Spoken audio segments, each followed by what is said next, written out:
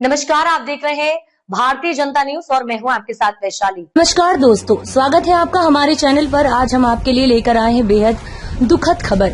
हिंदी साहित्य के दिग्गज हस्ताक्षर और बहुभाषी विद्वान आचार्य निशांत केतु अब हमारे बीच नहीं रहे। 90 वर्ष की आयु में गुरुग्राम स्थित उनके निवास पर उन्होंने अंतिम सांस ली। लंबे समय से वे बीमार चल रहे थे। उनके निधन की खबर से पूरे साहित्य जगत में शोक की लहर दौड़ गई। आचार्य निशांत केतु हिंदी साहित्य जगत की एक ऐसी शख्सियत थे जिनके योगदान को शब्दों में बांधना बेहद मुश्किल है।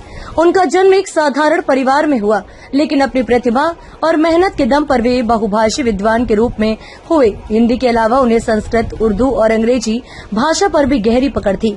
साहित्यकार, शिक्षक और आलोचक के रूप में उन्होंने न सिर्फ किताबें लिखी, बल्कि आने वाली पीढ़ियों के लिए एक मजबूत बौद्धिक नींव भी रखी है। दरअसल आपको बता दूं कि निशांत केतु जी ने 100 से अधिक किताबें लिखी। उनके उपन्यास, कहानियां, निबंध और आलोचना प्रमुख हैं।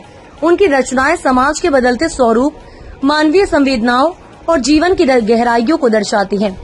साहित्य को साधना बनाकर उन्होंने समाज को आईना दिखाने का कार्य किया। उनकी लिखी हुई कई कहानियां और उपन्यास आज भी पाठकों को सोचने पर मजबूर करते हैं। उनकी लेखनी में सरलता और गहराई का अद्भुत मेल देखने को मिलता है, जो उन्हें आम पाठक और विद्वानों के बीच समान रूप से लोकप्रियता बनाता था। साहित्य की दुनिया में उनके योगदान को देखते हुए उन्हें कई प्रतिष्ठित पुरस्कारों से नवाजा गया। इनमें सबसे बड़ा सम्मान था साहित्यिक भूषण, जो उनकी लेखनी और विद्वता का प्रतीक है।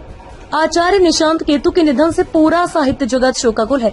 देश भर के साहित्यकारों, कवियों और पाठकों ने सोशल मीडिया और अन्य मंचों के माध्यम से उन्हें श्रद्धांजलि अर्पित की है।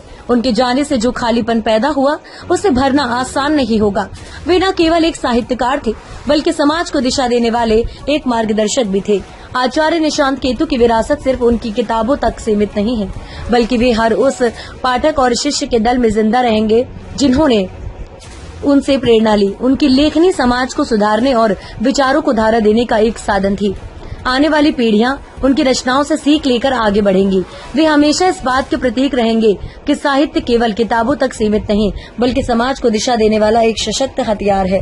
दोस्तों, आचार्य निशांत केतु का जाना साहित्य की दुनिया के लिए एक बहुत बड़ी क्षति है। हम सभी उनकी आत्मा की शांति के लिए प्रार्थना करते हैं। उनकी लिखी किताबें और विचार हमेशा हमें प्रेरित करते रहेंगे। अगर आप भी उनके साहित्य के योगदान को याद कर उन्हें श्रद्धांजलि देना चाहते हैं, तो नीचे कमेंट सेक्शन में ओम शांति लिखना ना भूलें। धन्यवाद।